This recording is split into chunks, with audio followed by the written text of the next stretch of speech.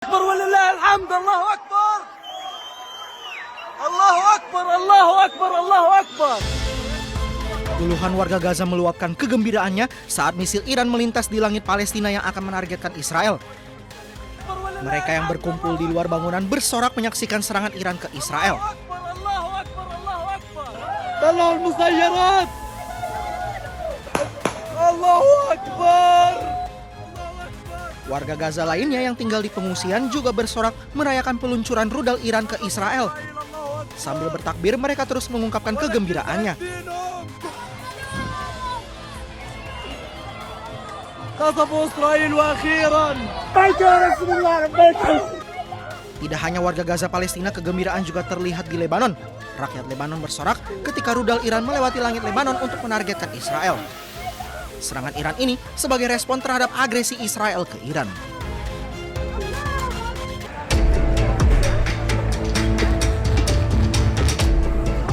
Antrian panjang terlihat di Bandara Ben Gurion, Tel Aviv. Setelah meningkatnya ketegangan antara Iran dan Israel memicu gangguan pada operasional penerbangan internasional.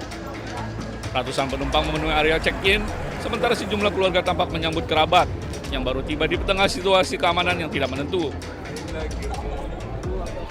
Sejumlah penumpang yang tiba dari Amerika Serikat mengaku mengalami kepanikan selama penerbangan setelah muncul laporan mengenai serangan rudal Iran ke wilayah Israel.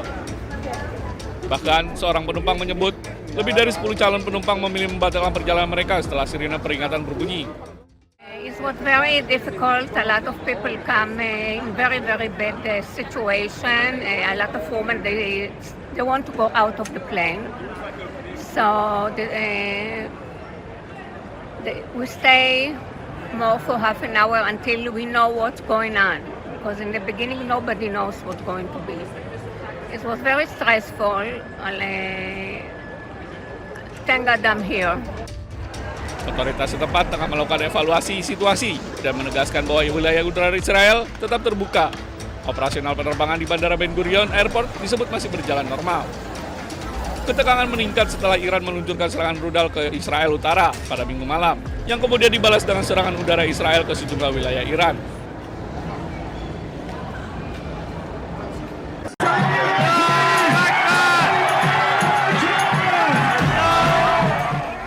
Pemerintah Iran melancarkan serangan rudal balistik yang menargetkan pangkalan udara Zionis Israel Ramat David Air Base yang berada di Haifa. Akibat serangan rudal IRGC ini, sedikitnya 2 orang penjajah Israel tewas dan 20 lainnya terluka. Peluncuran 10 rudal balistik ini merupakan balasan atas serangan penjajah Israel ke Lebanon. Pemerintah Iran juga menuntut teroris Israel menghentikan serangannya ke Lebanon.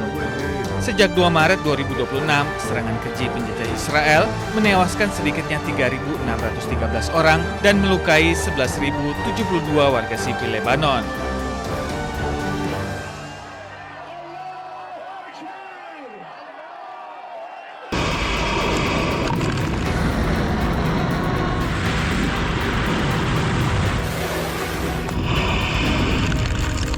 Di tengah ketegangan atau perang di Timur Tengah yang masih belum mereda, Direktur Jenderal Badan Energi Atom Internasional Rafael Grossi menyebut Amerika Serikat dan Iran semakin dekat mencapai kesepakatan terkait isu nuklir. Grossi menjelaskan sejumlah isu lain dalam kesepakatan tersebut berada di luar Badan Energi Atom Internasional. Namun ia menilai kesepakatan nuklir Amerika Serikat dan Iran secara teknis masih memungkinkan untuk dicapai. Sebelumnya, Grossi telah membahas isu tersebut dengan perwakilan Rusia, China, dan Iran. Pertemuan tersebut bertujuan menegaskan pendekatan dasar yang akan ditempuh para pihak dalam menangani isu nuklir Iran. Our sense is that they seem to be pretty close to agreeing on what I would describe more with regards to the nuclear, because the other things are not within my purview. To a sort of a framework, organizational, I would say. Amerika Serikat dan Iran telah terlibat dalam negosiasi kesepakatan sementara guna menghentikan perang yang telah berlangsung selama 3 bulan. Namun di tengah bentrokan berkala, kesepakatan masih belum tercapai.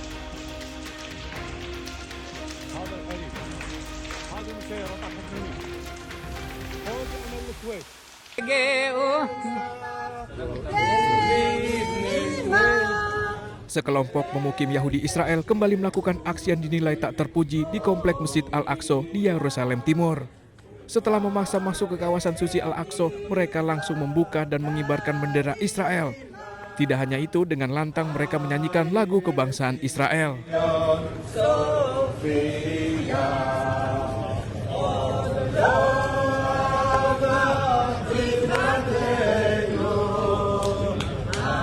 Aparat keamanan Israel justru tak melakukan tindakan apapun. Padahal ada aturan yang melarang pengibaran bendera termasuk simbol asing apapun di komplek Al-Aqsa. Rekaman video ini kemudian beredar di media sosial dan memicu kemarahan warga Palestina. Bagi umat Islam, Masjid Al-Aqsa merupakan situs paling penting dan keberadaannya sangat dihormati.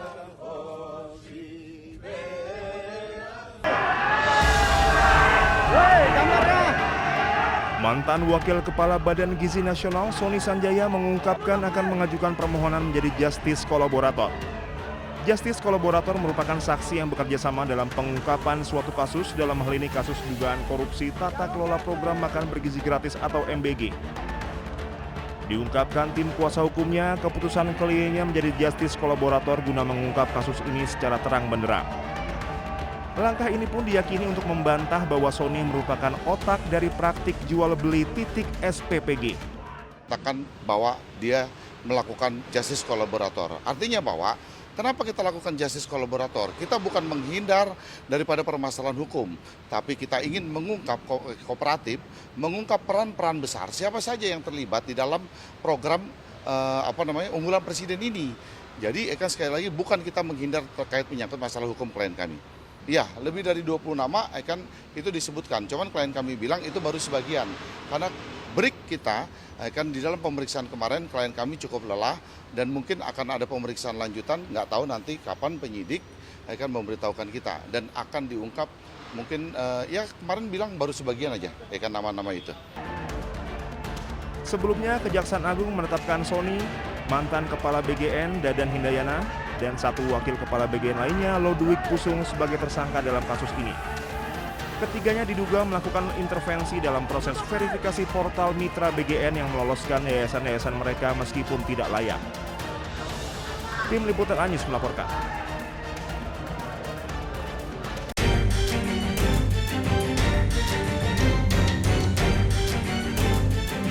Menteri HAM Natalius Pigai menyampaikan gagasan agar pejabat kepolisian bisa diisi oleh sipil. Hal ini sudah biasa dilakukan di negara-negara maju. Kapolri sebagai pucuk pimpinan tetap dipegang dari kepolisian, sementara jabatan strategis lainnya diisi oleh sipil, seperti jabatan manajerial, keuangan, teknologi, dan perencanaan. Dengan jabatan sipil di tubuh Polri bisa memberikan kesempatan kepada ASN Polri untuk menduduki jabatan strategis dan tidak berhenti di eselon 4. Seperti NYPD. Ya, NYPD itu pucuk pimpinannya sipil. Dulu sebelumnya dia Departemen Sanitasi. Sekarang menjadi Kepala NYPD. Tapi kalau pemimpin khusus teknis operasional kepolisian namanya Chief of Department, itu polisi, tapi pimpinannya selalu sipil. Wakil Ketua Komisi 3 DPR RI Ahmad Sahroni mengkritik pernyataan Pigai. Sahroni minta Pigai fokus menjalankan tugasnya di bidang HAM. Karena jabatan di institusi kepolisian tengah dalam proses pembahasan RUU Polri di DPR. Bang Pigai, jangan usul yang enggak. Bang Pigai fokus aja sama membela siapapun dia pada hak-hak sebagai manusia. Rasanya itu lebih bermartabat daripada Bang Pigai mengusulkan jabatan pucuk pimpinan di kepolisian bisa diberikan oleh sipil. Bang, please Bang, Abang fokus saja kepada pekerjaan Abang, jangan ngurusin yang lain-lain. Sementara itu, Kapolri memberikan ruang bagi sipil untuk dapat menduduki jabatan strategis di Polri. Hal ini juga menjadi timbal balik karena polisi juga bisa menjabat di luar struktur. Ya memang kita memberikan ruang resiprokal, ASN bisa masuk ke polisi. Oh, begitu. Jadi akan didorong direvisi. Pada saat kita diberikan ruang di luar struktur, maka kita juga memberikan ruang dari ASN di luar Polri untuk bisa masuk ke Polri. Saat ini revisi Undang-Undang Polri masih dalam pembahasan di DPR. Pemerintah menginginkan substansi yang direvisi dalam Undang-Undang Polri akan menguatkan pelayanan, pengayom, dan pelindung masyarakat. Tim Liputan Anyus melaporkan.